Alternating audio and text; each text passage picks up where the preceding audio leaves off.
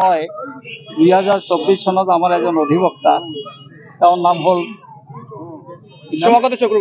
শাশ্বত চক্ৰৱৰ্তী তেওঁৰ বাইদেউক লৈ আহিছিলে কিবা এটা তেওঁ আদালত মানে এই সাব ৰেজিষ্ট্ৰি অফিস সম্পৰ্কিত তেওঁলোকক মেৰিজ সম্পৰ্কে কিবা এটা ৰেজিষ্ট্ৰেশ্যন কৰাৰ কাৰণে আহিছিলে।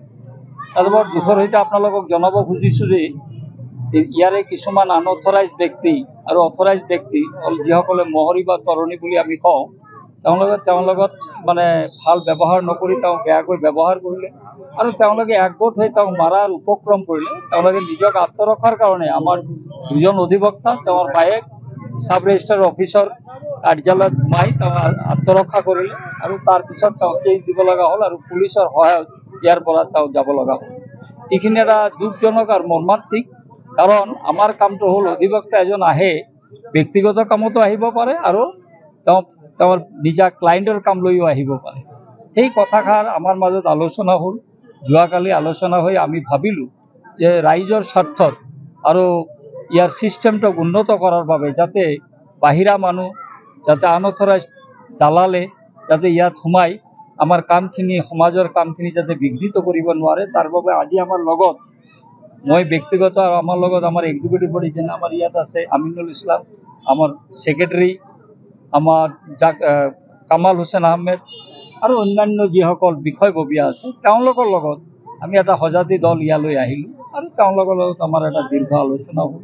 তেওঁ আলোচনাৰ মাজত আমি কেইটামান পইণ্ট তেওঁলোকক উত্থাপন কৰিলোঁ। যিসকল মহৰী বা তৰণী ইয়াত সাব ৰেজিষ্ট্ৰি অফিচত কাজ কৰে তেওঁলোকৰ এটা আইডেণ্টিটি কাৰ্ড ওলাই দিব লাগে, তেওঁ কোন চিহ্নিত কৰাৰ বাবে এইটো আমি বিচাৰিছোঁ যাতে বাহিৰা মানুহ বা দালালে সোমাব নোৱাৰে, তাৰ কাৰণে ব্যৱস্থা ল'বলৈ দিছোঁ। 2 নম্বৰ কথা, তেওঁলোকে যাতে এতিয়াৰ পৰা এই কাম কাজত অযথা হস্তক্ষেপ কৰিব নোৱাৰে বা বেনিফিট ল'ব নোৱাৰে, দালালৰ পৰা সাৱধান হওক বুলি আমি ডিছপ্লে কৰাৰ কাৰণে কৈছোঁ।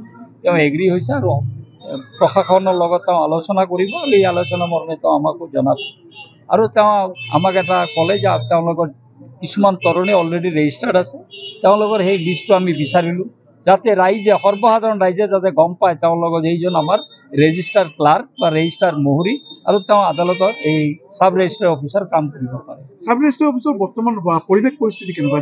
আমাৰ মতেতো যেতিয়া আমি যিটো আমাৰ ৰিপৰ্ট পাইছোঁ, আমিতো সদায় নাহোঁ, 2-এজন আহে, দেখা গৈছে কিছুমান বাহিৰা মানুহ ইয়াত হস্তক্ষেপ কৰে আৰু ছিষ্টেমটোক যাতে ব্যাহত হয়, ছিষ্টেমটো যাতে মানে আগবাঢ়ি যাব নোৱাৰে, এই কথাটো মানে দেখা গৈছে। আৰু এই সম্পৰ্কে আমাৰ সাব ৰেজিষ্ট্ৰাৰী অফিচাৰে ক'লে যে মই যে এদিন গোটেই সম্পৰ্কে তেওঁ জানিলে আৰু জানি ক'লে যে মই লাহে লাহে যিমান সোনকালে পৰা যায় একেদিনে একে ৰাতিতে গোটেই ছিষ্টেমটো তেওঁ চেঞ্জ কৰিব নোৱাৰে। গতিকে তেওঁক আমি এইটো অনুৰোধ কৰিলোঁ আৰু তেওঁ আশ্বাস দিলে যে আপোনালোকে এনেকুৱা শুনি, আমিও আশ্বাস দিলোঁ যে আমালোকৰ তৰফৰ পৰা কিবা অতপালি হ'লে বা এক্সেছ হ'লে আমাক আপুনি জনাব। আৰু এটা সুন্দৰ পৰিৱেশত আমাৰ আলোচনাটো হ'ল।